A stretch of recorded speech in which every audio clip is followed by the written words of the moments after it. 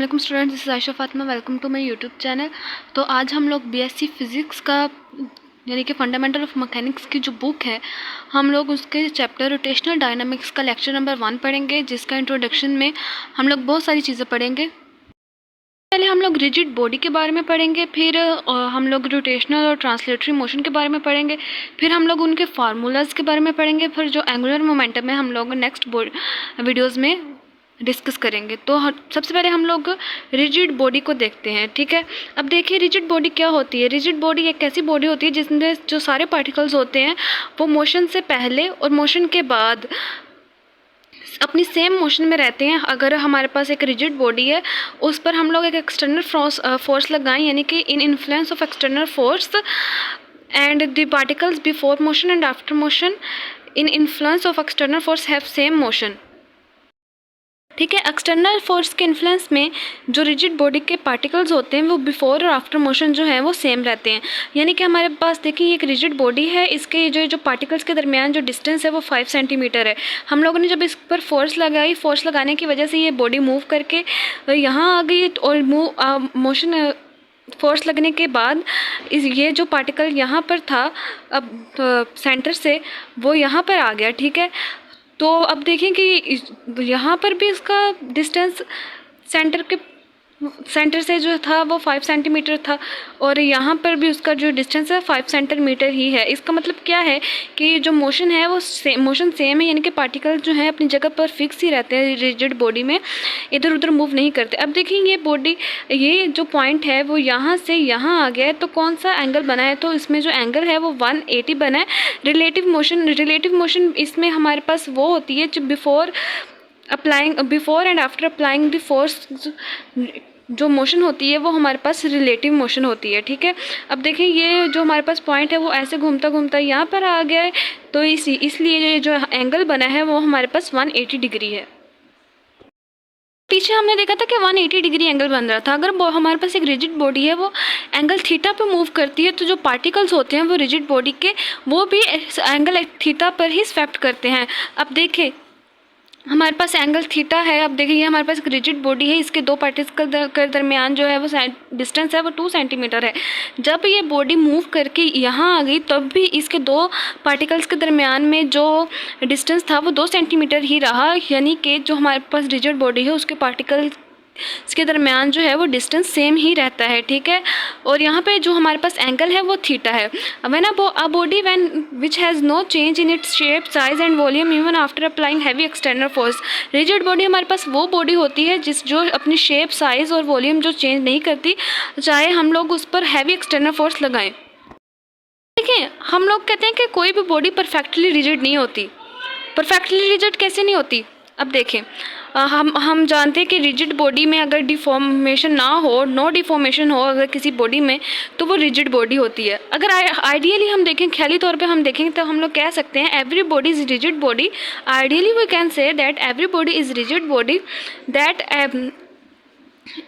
But if a rigid body travel nearly speed of light the shape of body deform. यानी कि हमारे पास अब देखें अगर हम लोगों ने एक कमरे का बल्ब है यानी कि लाइट ऑन की है तो वो कमरा फ़ौरन से रोशन हो जाता है, यानी कि लाइट की स्पीड इतनी है। तो इतनी स्पीड से अगर रिजिड बॉडी मूव करती है तो उसकी जो वो वाकई ही डिफॉर्म हो जाती है, यानी कि उसकी शेप चेंज हो जाती है। इसीलिए हम लोग कहते हैं कि no body is perfectly rigid. Translatory motion और रोटेशनल मोशन में हम लोग डिफरेंस देखें। सबसे पहले हमारे पास ट्रांसलेटरी मोशन है। अगर कोई ऑब्जेक्ट है वो स्ट्रेट लाइन में मूव कर रहा है तो उसके सेम वेलोसिटी से, तो वो ऑब्जेक्ट ट्रांसलेटरी मोशन में है क्योंकि वो स्ट्रेट लाइन में मूव कर रहा है। When the particles of the body move in a straight line, अगर हमारे पास एक बॉडी है उसके पार्टिकल स्ट्रेट लाइन में मूव करते हैं तो इसका क्या मतलब है कि वो बॉडी हमारे पास ट्रांसलेटरी मोशन में है। अब देखिए ये हमारे पास एक कर्व्ड पाथ है, यहाँ पर एक बॉडी है जिसका मास m है, वो इस पॉइंट से इस पॉइंट तक स्ट्रेट लाइन में मूव करती है। तो स्ट्रेट लाइन में मूव कर रही है ये बॉडी इस तरह, इसलिए इस यहाँ पर ये जो ट्रांसलेटरी मोशन है वो प्योर है, यानी कि ट्रांसलेटरी मोशन प्योर हो रही है। और हमारे पास यहाँ पे एक सर्कुलर यानी कि एक स्फीयर स्ट्रेट लाइन में मूव कर रहा है इस पॉइंट से इस पॉइंट तक। यहाँ पर ये जो हमारे पास ट्रांसलेटरी मोशन है वो इम्प्योर है। तो इम्प्योर ट्रांसलेटरी मोशन में यही हमारे पास डिफरेंस है। ट्रांसलेटरी मोशन की हमारे पास एक और एग्जांपल है। हमारे पास देखें एक बुलेट जो है वो गन से फायर होती है तो वो भी हमारे पास सीधी लाइन में मूव करती है। इसका मतलब है कि वो भी ट्रांसलेटरी मोशन है की एग्जाम्पल है। हमारे पास रोटेशनल मोशन में हमारे पास जब एक बॉडी है उसके पार्टिकल जो है फिर एक एक्सिस ऑफ रोटेशन के अलोंग मूव करते हैं। आप देखें हमारे पास ये एक्सिस ऑफ रोटेशन है, यहाँ इसके अलोंग बहुत सी बॉडीज़ मूव कर रही हैं विद रेडियस आर। तो इसका मतलब क्या हुआ कि वो बॉडीज़ जो है वो रोटेशनल मोशन में है। When the particles of a body move in a circular path, जब वो ऐसी बॉडी के पार्टिकल्स जो कि सर्कुलर पाथ में मूव कर रहे हैं एक fixed about a fixed axis of rotation के अबाउट इर्द गिर्द, तो वो मोशन हमारे पास रोटेशनल मोशन है। उसकी बेस्ट एग्जांपल है हमारे पास पंखा है।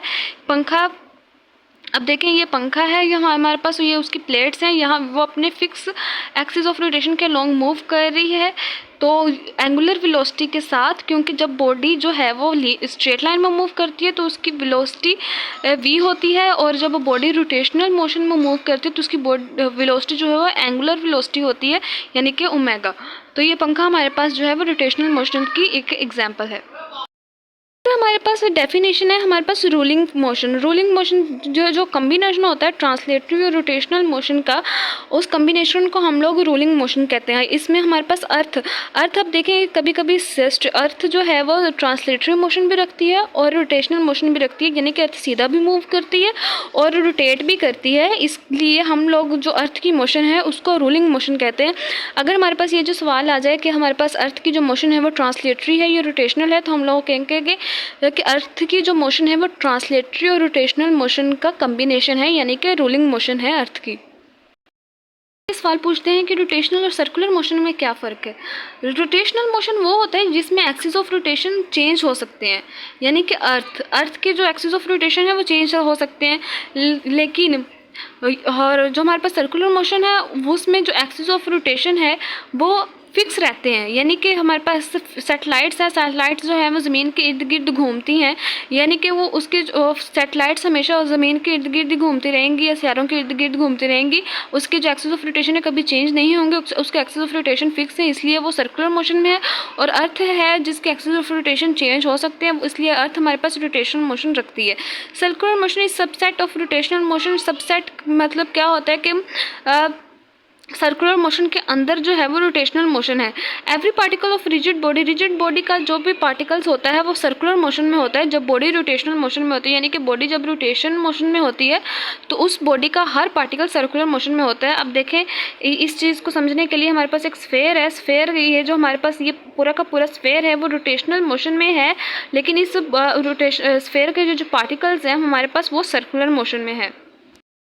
ये चीज़ देखते हैं कि अगर हमारे पास एक रिजिड बॉडी है वो पिवटेड नहीं होती, यानी कि फिक्स नहीं होती, तो वो बॉडी जो है वो प्योर ट्रांसलेटरी मोशन जो है वो अटेन कर सकती है या प्योर रूलिंग कर सकती है। अब देखेंगे कि हमारे पास ये एक रिजिड बॉडी है along X Y and Z axis, ठीक है। इस बॉडी का हमारे पास जो रेडियस है वो आर है। ये हमारे पास एक रिजिड बॉडी है, ये वाली जो आप देख सकते हैं, ठीक है। इसका जो रेडियस है हमारे पास वो आर है, ठीक है। जब हम इस बॉडी को ऐसे मूव करवाते हैं इस पॉइंट पर, तो ये जो उसका रेडियस होता है वो यहाँ से यहाँ आ जाता है। इसका मतलब क्या हुआ कि यहाँ पे ये जो रोटेशनल मोशन हो रही है लेकिन प्योर, यानी कि ये हमारे पास बॉडी है वो इस एक्सिस ऑफ रोटेशन पे ऐसे मूव कर रही है, ऐसे ऐसे ऐसे, पहले इस पॉइंट पे थी फिर इस पॉइंट पे आ गई। लेकिन हम लोग ये कह सकते हैं कि अगर बॉडी जो है वो पिवटेड ना हो, यानी कि अब ये देखनी अगर ये बॉडी फिक्स होती तो ये ऐसे ऐसे मूव ना कर पाती, लेकिन ये बॉडी फिक्स नहीं है, रिजिड बॉडी फिक्स नहीं है, इसलिए ये इसकी जो मोशन है वो प्योर रोटेशनल है, प्योर ट्रांसलेशनल है, ठीक है। अगर हमारे पास रोटेशनल मोशन हम लोगों ने अटेन करवानी है, इस बॉडी को रोटेशनल मोशन अटेन करवाना है तो इस बॉडी को फिक्स करना होगा, यानी कि यहाँ पर हम लोग इसको फिक्स कर देंगे ताकि ये इधर उधर मूव ना करे, ठीक है। और इसकी जो मोशन है वो प्योर रोटेशनल मोशन बन जाए। हम लोग रोटेशनल और ट्रांसलेटरी मोशन में फ़र्क देखेंगे। अब देखेंगे ये इंसान है हमारे पास, इसकी ये यहाँ से यहाँ मूव करता है। जब ये यहाँ पर होता है तो इसकी इनिशियल वेलोसिटी हमारे पास म्यू है, और जब ये यहाँ पहुँच जाता है तो इसकी फाइनल वेलोसिटी हमारे पास जो है v बन जाती है। ये यहाँ से इस आदमी ने यहाँ तक जाने के लिए s डिस्टेंस कवर किया है टाइम t में, ठीक है। लेकिन जब हम लोग रोटेशनल मोशन में इसको लेकर आते हैं, देखिए अब हमारे पास एक सर्कुलर पाथ है।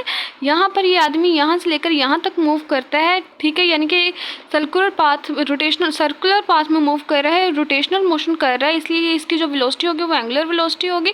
और यहाँ से यहाँ तक जो इसने आने तक जो इस एंगल बनाया वो हमारे पास थीटा होगा, और एंगुलर वेलोसिटी को हम लोग ओमेगा कहते हैं। यहाँ पर जो हमारे पास ये जो चीज़ें हैं ये बहुत ज़्यादा इंपॉर्टेंट है समझने के लिए। अब देखिए हमारे पास ये जो वेलोसिटीज़ हैं, हमारे पास पहले ये हमारे पास फाइनल टू इनिशियल वेलोसिटी है, डिस्प्लेसमेंट एस हमारे पास डिस्प्लेसमेंट है, टाइम हमारे पास जो है वो एंगुलर नहीं होता। वेलोसिटी का फार्मूला हमारे पास डिस्टेंस ओवर स्मॉल टाइम, और एक्सेलरेशन का हमारे पास फार्मूला होता है small velocity over small time, ठीक है। और हमारे पास एंगुलर वेलोसिटी है, उसका फार्मूला होता है D theta over D T. और इस यहाँ पर हमारे पास जो ट्रांसलेटरी मोशन होता है उसमें वेलोसिटी होती है, और जो हमारे पास रोटेशनल मोशन होता है उसमें हमारे पास ओमेगा होता है, यानी कि एंगुलर वेलोसिटी। जो हमारे पास ट्रांसलेटरी मोशन होती है उसमें हमारे पास एक्सेलरेशन होता है, जो हमारे पास रोटेशनल मोशन होती है उसमें हमारे पास ये जो है वो अल्फ़ा होता है। देखिए अल्फ़ा का फार्मूला क्या है हमारे पास, ये हमारे पास वेलोसिटी है ट्रांसलेटरी मोशन, और ट्रांसलेटरी वेलोसिटी रोटेशनल मोशन में ओमेगा होती है, तो ओमेगा लिख देंगे हमारे पास ओवर डी टी। हमारे पास वैसे ही आ जाएगा क्योंकि टाइम जो है हमारे पास वो एंगुलर नहीं होता, ठीक है। अब हमारे पास बहुत ज़्यादा इंपॉर्टेंट पैरामीटर्स जो हैं वो ज़रूरी है याद रखने के लिए, जो कि हमारे पास मोशन के लिहाज से चेंज होते रहते हैं। यानी कि ट्रांसलेटरी मोशन में v जो है वो वेलोसिटी v होती है, और रोटेशनल मोशन में वेलोसिटी जो है ओमेगा होती है, यानी कि एंगुलर वेलोसिटी। अब देखिए ट्रांसलेटरी मोशन जो होती है वो लीनियर होती है, और रोटेशनल मोशन होती है जो हमारे पास एंगुलर होती है, ठीक है। इसलिए जो हमारे पास ट्रांसलेटरी मोशन में जो वेलोसिटी होती है वो v होती है, और रोटेशनल मोशन में जो वेलोसिटी होती है वो ओमेगा होती है, यानी कि एंगुलर वेलोसिटी। ट्रांसलेटरी मोशन में जो हमारे पास एक्सेलरेशन होता है वो a होता है, और रोटेशनल मोशन में हमारे पास एक्सेलरेशन अल्फ़ा जो है वो अल्फ़ा बन जाता है। ट्रांसलेटरी मोशन में हमारे पास जो फोर्स होती है वो f होती है, और रोटेशनल मोशन में हमारे पास जो फोर्स होती है वो टार्क बन जाती है, टा होती है। और ट्रांसलेशन मोशन में हमारे पास जो पी होता है वो मोमेंटम होता है, और मोमेंटम पी होता है। और रोटेशनल मोशन में हमारे पास मोमेंटम जो है वो एल होता है, यानी कि एंगुलर मोमेंटम बन जाता है। ट्रांसलेटरी मोशन में हमारे पास मैस होता है, और रोटेशनल मोशन में हमारे पास हम मैस को मोमेंट ऑफ इनर्शिया यानी कि आई बोलते हैं। जे हमारे पास जो होता है इम्पल्स होता है। अब देखिए इम्पल्स का फार्मूला देखें, चेंज इन मोमेंटम को हम लोग कहते हैं इम्पल्स। इम्पल्स का फार्मूला हमारे पास जो है वो डेल पी यानी कि चेंज इन मोमेंटम होता है इन ट्रांसलेटरी मोशन, यानी कि हमारे पास लीनियर मोशन में।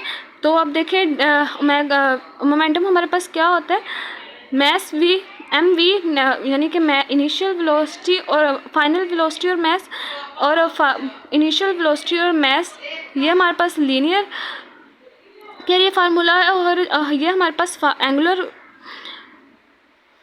वेलोसिटी यानी कि एंगुलर मोशन के लिए फार्मूला है हमारे पास। एंगुलर मोशन के लिए हमारे पास जो इम्पल्स का फार्मूला होगा वो हमारे पास आई डब्ल्यू यानी कि मोमेंट ऑफ इनर्शिया और ओमेगा, क्योंकि ये हमारे पास मैस हमारे पास मोमेंट ऑफ इनर्शिया बन जाता है, वेलोसिटी हमारे पास एंगुलर वेलोसिटी बन जाती है, मैस हमारे पास मोमेंट ऑफ इनर्शिया अगेन, और म्यू हमारे पास जो कि इनिशियल वेलोसिटी है वो हमारे पास ओमेगा नॉट बन जाती है, ठीक है।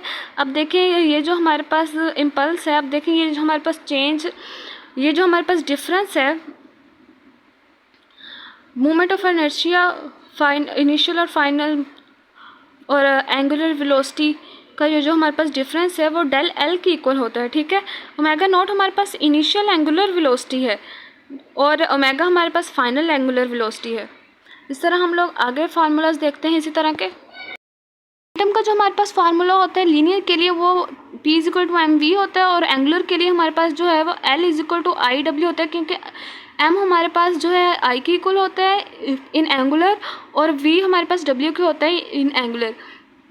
फोर्स का हमारे पास जो फार्मूला होता है लीनियर में वो F=m में होता है, और जो हमारे पास एंगुलर में जो टार्क होता है, इसलिए टार्क का फार्मूला IA, यानी कि मैस हमारे पास मोमेंट ऑफ इनर्शिया के इक्वल होता है, और एक्सेलरेशन हमारे पास अल्फा के। मोमेंटम का जो पावर का जो फार्मूला होता है लीनियर में वो F=v, और F हमारे पास देखें टार्क बन जाता है एंगुलर में, और वेलोसिटी हमारे पास जो है वो ओमेगा बन जाती है एंगुलर में। इस तरह ये जो हमारे पास काइनेटिक एनर्जी है इसका भी हम लोग फार्मूला देख लें। काइनेटिक एनर्जी का फार्मूला होता है 1/2 mv² लीनियर में। अब देखिए ये हमारे पास जो मैस है वो I बन जाएगा, यानी कि मोमेंट ऑफ इनर्शिया, क्योंकि मैस जो है वो I में चेंज होता है एंगुलर में। एंगुलर मोशन में वेलोसिटी हमारे पास ओमेगा² बन जाएगी, क्योंकि वेलोसिटी जो है वो एंगुलर मोशन में ओमेगा बन जाती है, ओमेगा², यानी कि एंगुलर वेलोसिटी बन जाती है। इसलिए जो हमारे पास काइनेटिक एनर्जी होगी एंगुलर मोशन में वो 1/2 I ओमेगा² होगी। हम लोग इक्वेशंस ऑफ मोशन में भी देख लेते हैं, क्योंकि इक्वेशंस ऑफ मोशन जो है वो लीनियर में डिफरेंट होती हैं, एंगुलर में और होती हैं और लीनियर में और होती हैं। फर्स्ट इक्वेशन ऑफ मोशन हमारे पास final velocity = initial velocity plus AT, यानी क्या है, तो ये हमारे पास जो फाइनल वेलोसिटी ये हमारे पास ओमेगा बन जाएगी, इनिशियल वेलोसिटी हमारे पास ओमेगा नॉट, एक्सेलरेशन हमारे पास अल्फा, और टाइम हमारे पास एंगुलर नहीं होता इसलिए टाइम वैसे का वैसे आ जाएगा। अब देखें ये वैसे ही हमारे पास जो वेलोसिटी है फर्स्ट इक्वेशन ऑफ मोशन हम देख रहे हैं कि जो एंगुलर ये इक्वेशन हमारे पास लीनियर में ऐसे है और एंगुलर में जाके ऐसे बन जाएगी, यानी कि omega = omega naught plus alpha t। अब देखिए सेकंड इक्वेशन ऑफ मोशन हमारे पास v² = फाइनल वेलोसिटी का स्क्वायर, फिर इक्वल टू हमारे पास इनिशियल वेलोसिटी का स्क्वायर प्लस 2 हमारे पास AS है। हमारे पास ये जो हमारे पास फाइनल वेलोसिटी है ये हमारे पास ओमेगा² बन जाएगी, क्योंकि फाइनल वेलोसिटी ओमेगा² के इक्वल होती है। इनिशियल वेलोसिटी का स्क्वायर जो है वो ओमेगा नॉट स्क्वायर बन जाएगा। 2 हमारे पास वैसे ही आ जाएगा। SA हमारे पास जो है वो एक्सीलरेशन है इसलिए अल्फा बन जाएगा। S जो हमारे पास डिस्टेंस है वो थीटा बन जाएगा। तो ये हमारे पास जो है second equation of motion linear में ऐसे है और एंगुलर में हम लोग इसको ऐसे लिखते हैं। थर्ड इक्वेशन ऑफ मोशन है हमारे पास है S = distance = initial velocity t + 1/2 alpha t², यानी कि ये जो हमारे पास डिस्टेंस है वो हमारे पास थीटा बन जाएगा एंगुलर में, और ये हमारे पास ये जो इनिशियल वेलोसिटी है ये ओमेगा t आ जाएगी, और प्लस 1/2 एक्सेलरेशन यानी कि अल्फा और t वैसे का वैसे आ जाएगा। यानी कि ये देखें हमारे पास ये equation third equation of motion में ये इक्वेशन ऐसे थी लीनियर में, और एंगुलर में हमारे पास ऐसे होगी। ओके स्टूडेंट्स, उम्मीद है कि आपको समझ आ गई होगी। प्लीज़ जो स्टूडेंट चैनल पर नहीं है चैनल को सब्सक्राइब कर दें, वीडियो अच्छी लगी हो तो लाइक कर दें।